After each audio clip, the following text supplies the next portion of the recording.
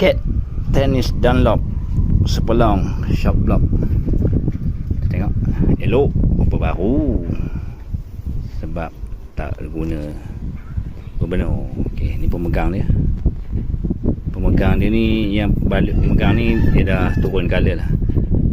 Dia terakhir kena tukar baru lah. Yang lain tak ada masalah. Yang ni semua bagus. Tapak dia. Okey, kita tengok letak.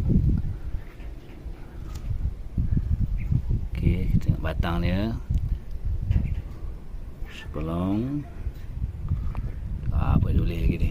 Shock block. Ni shock block. Tali semua tak genting lagi. Okey. Dah ciri-ciri dia tak ada retak ke batang dia. Ni ada calor je. Calor sikit je. Tengok ni. Ni kesan pemegang tu. Pemegang tu kena ganti baru. Dia turun color habis. Dia dah lama kan. Ni ke belakang dia pun sama, tak ada apa-apa. Elok-elok, cun-cun elok.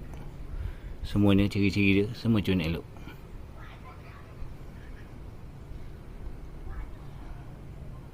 Sampai ke batang ni. Okey, itulah nak dipertontonkan raket tenis Dunlop sepelong shock block.